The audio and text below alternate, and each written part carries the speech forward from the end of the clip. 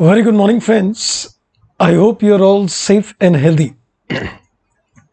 Well, in the previous sessions on India's 113 series, I have been discussing various concepts based on the principal market identification, based on the most advantageous market. I think it's now time to club all these concepts put together in the form of a simple case study. But let me first of all tell you that there are two different aspects we are looking at. One is identification, mind the word identification. And the second is what we call the computation. So what I'm going to do in this particular case today, I will make a walkthrough on two kind of cases. One is a case number one where a principal market can be identified. So what are the parameters of identification and the computation of fair value? That's like case one. Then if a principal market cannot be identified, then how do you identify the most advantageous market? And then how do you compute the fair value for that particular market? Let's take a case study and find this out in detail with you. Exams के दिन आ गए हैं नज़दीक और 5 जुलाई से exam शुरू होने वाले हैं और इस एग्जामिनेशंस को आपको एक फाइनल पुश देने के लिए एक कंप्लीट फ्री मैराथन आ रहा है। आपके सीए फाइनल ग्रुप 1 के अंदर जो दो मेन प्रैक्टिकल सब्जेक्ट्स हैं, फाइनेंशियल रिपोर्टिंग और एसएफएम, इसके लिए एक कॉम्बो आ रहा है जिसमें मैं फाइनेंशियल रिपोर्टिंग ले रहा हूं और राहुल मलकान सर ले रहे हैं एसएफएम। और इसके अंदर आपकी कंप्लीट रिवीजन के लिए कंप्लीट आप उसे फ्री अटेंड कर सकते हैं। सर उसके लिए करना क्या होगा? बस कुछ नहीं करना, आपने सिर्फ अनअकैडमी की ऐप डाउनलोड करनी है, मेरा कोड इस्तेमाल करना है CAKB10 और लिंक्स आपको उन क्लासेस के डिस्क्रिप्शन बॉक्स के अंदर मिलेंगे। तो आइए, let's crack it. Now look at the example in front of you. There are three markets in which entity B can sell its steel billets. There is a market X, Y, and Z. Entity B has the ability to transact in both the markets Y and Z and has historically done so. We given the prices, the transaction cost, the transportation cost, the entity's volume, and the total market-based volumes.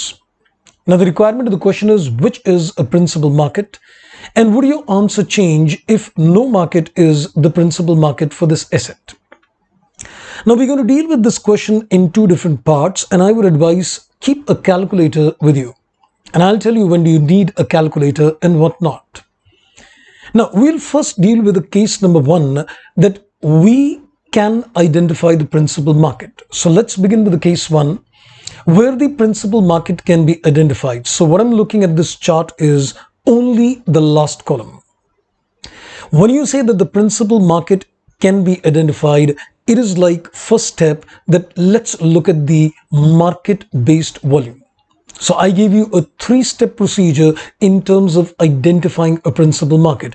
Now look at which is the market where there is a greatest and highest volume which is traded. We can see that it is market X. Then I go to the step number 2. And in terms of step number 2, I say, okay, is the entity able to access this market on the measurement date? Well, if the answer is yes, then X is supposed to be the principal market. But if you say no, that entity B cannot access this market on the measurement date, then we need to see the next market where the highest volume is traded, and that is market Y. Now in this particular case, if we look at that, is the entity B able to access that market, then we say yes, it is able to access the market. So we can conclude that market Y is the principal market. So when you identify a principal market, it's a 3-step procedure. The step number 1 is, where is the greatest and the highest volume traded? It is market X. Go to the step number 2 and identify, can the entity B access this market? If I say no, it cannot access that market, then you go to the step number 3 and you say which is the next market where the highest volumes are being traded, and that is market Y. So can the entity access this market? Yes. So we zero down on the fact that market Y is the principal market. Now, that is only the identification part. Now, how do you compute a fair value for that considering market Y? Simply consider the price, which is 35, minus the transportation cost only, not the transaction cost. So 35 minus 2, you can say 33 is the computation of the fair value of the principal market. So the identification is done, and we can say the computation aspect is done. That is the case where the principal market can be identified. Now let's go to the next case, that the principal market cannot be identified. So in this particular case, what do we do? Now we start looking at the markets where the entity can access. In my example, we are saying that entity B cannot access market X. So let's not look at X. Let's only look at market Y and Z and see where is the net amount received supposed to be the highest. Now in terms of Y, you would consider 35 minus transaction minus transportation. So it would be 35 minus 1 and 2, that comes to 32. In terms of market, Z is supposed to be 40 minus transaction and transport cost of 6, that comes to 34. So where is the net amount received supposed to be the highest? The net amount received is supposed to be highest in terms of Z. So that becomes the most advantageous market. But is the 34 the fair value? No, it is not. For identification of the most advantageous market, you took a reduction of both transaction and the transportation cost. Now you go to the step number 2 and you identify that what is the computation of the fair value. So we would consider 40 minus 3, and that's 37. So the fair value is supposed to be 37. I think let's quickly summarize this aspect. So when you say identification of the principal market, it is volume based.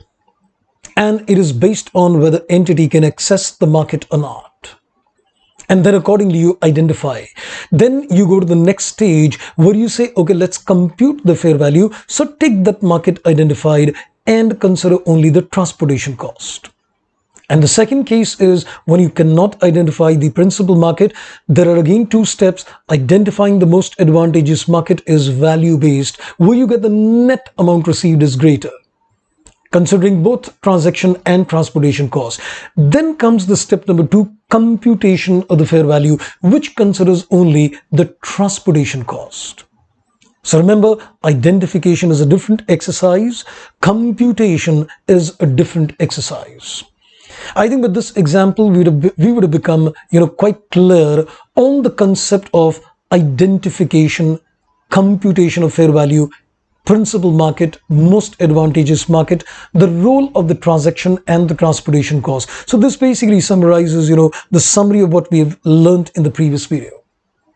But that's not all on Ind AS 113. There are some more interesting concepts coming in. So stay tuned. Thank you. Take care and goodbye.